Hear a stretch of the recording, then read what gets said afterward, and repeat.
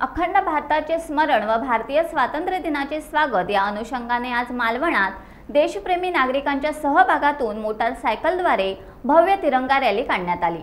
राष्ट्रध्वज फडकवत भारत माता की जय, वंदे मातरम, छत्रपती शिवाजी महाराज की जय, अखंड भारत, समर्थ भारत अशा घोषणा यावेळी नागरिकांनी देत आसमंत दणाणून सोडला। मालवण भरड नाका येथून सुरू झालेली ही तिरंगा रॅली बाजारपेठ मार्गे फोकोंडा, पिंपळपार ते पुन्हा भरड नाका येथून देऊळवाडा मार्गे कुंभारमाड येथील हुतात्मा प्रभाकर रेगे स्मारकापर्यंत काढण्यात आली। यावेळी देश स्वातंत्र्यासाठी बलिदान देणाऱ्या हुतात्म्यांना व देशाच्या फाळणीवेळी मृत्युमुखी पडलेल्या नागरिकांना श्रद्धांजली वाहण्यात आली। यावेळी भाजप, राष्ट्रीय स्वयंसेवक संघ, विश्व हिंदू परिषद, बजरंग दल, सनातन, लायन्स क्लब अशा विविध संघटनांचे प्रतिनिधी व नागरिक सहभागी झाले होते। छत्रपती शिवाजी महाराज की जय, भवानी जय शिवाजी, जय शिवाजी, जय भवानी। कार्याने सुरू केलेलं आहे। यावर्षी दुसरं वर्ष आहे। माझं असं म्हणणं आहे की कुठलाही संघटना, पक्ष भेद विसरून आपण आपले भारत माता आणि भारत मातेचं जे स्वातंत्र्य मिळालंय तर त्या स्वातंत्र्याच्या स्वागतासाठी आणि आपला देश जो खंडित झालेला आहे तो अखंड भारताचं सतत आपल्याला स्मरण राहावं म्हणून याच्या पुढे प्रत्येक 14 ऑगस्टला पूर्वी कायम ही रॅली निघेल। देशाचे पंतप्रधान माननीय नरेंद्र मोदी साहेब यांनी अशा प्रकारच्या तिरंगा रॅली पूर्णपणे भारतभर निघाव्या असं आवाहन केल्यानंतर अनेक हिंदुत्ववादी संघटना दरवर्षी ह्या रॅलीचं आयोजन करण्याची सुरुवात झालेली आहे। त्याचंच हे दुसरं वर्ष आहे।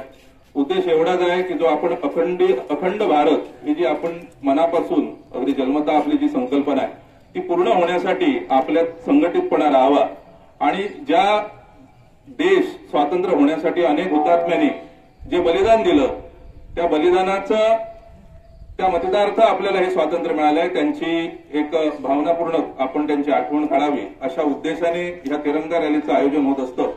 त्याप्रमाणे हे आयोजन आपण केलेलं आहे। आज 14 ऑगस्ट आहे आणि 14 ऑगस्ट हे खरं म्हणजे फाळणीची शोकांतिकेचा दिवस आहे।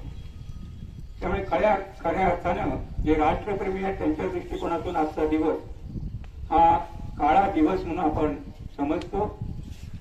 कारण 14 ऑगस्ट 1947 या दिवशी जो भारत होता दुर्दैवाने तो भारत 15 ऑगस्ट 47ला आपला राहिला नाही आणि म्हणून खंडित भारत झाला आणि असं एक स्वातंत्र्य आपल्याला इंग्रजांनी दिलं। इंग्रज म्हणजे आजचा अफगाणिस्तान, आजचा तिबेट, आजचा नेपाळ, आजची श्रीलंका, म्यानमार, त्याच्यानंतर भूतान असे अनेक देश आज स्वतंत्र झालेले आपल्याला दिसत आहेत। 8-10 देश हे खरं म्हणजे अखंड भारताचे आपल्या भूभाग होते आणि अशा पद्धतीचा भूभाग हा अखंड भारताची घोषणा देताना आपल्या डोळ्यासमोर आला पाहिजे।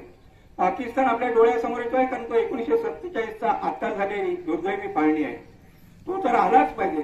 परंतु अशा असलेला अफगाणिस्तान, भूतान, म्यानमार, श्रीलंका अशा सगळ्या भूभागाला जो नैसर्गिकरित्या आपल्याला सृष्टीने निर्माण केलेला आपला हा अखंड भारत आहे। हा कुठची राजकीय एखाद्या नेत्याने निर्माण केलेल्या या सीमा नाही आणि म्हणून अशा पद्धतीचा जो अराजकीय नैसर्गिकरित्या सुरक्षित असणारा आपला अखंड भारत आहे तो पुन्हा एकदा अखंडितपणे आपल्या समोर आणण्याचं स्वप्न आपण दरवर्षी पाहत असतो आणि हे केवळ स्वप्न नाही, ही आपली निष्ठा आहे, हे आपलं श्रद्धा आहे आणि आपल्याला माहित आहे काही गोष्टी श्रद्धेने केल्या तर आज ना उद्या त्या सफल होत असतात। टाइम्स डिजिटलला लाईक करा, शेअर करा, सबस्क्राईब करा आणि बेल आयकॉन दाबायला विसरू नका। Times digital.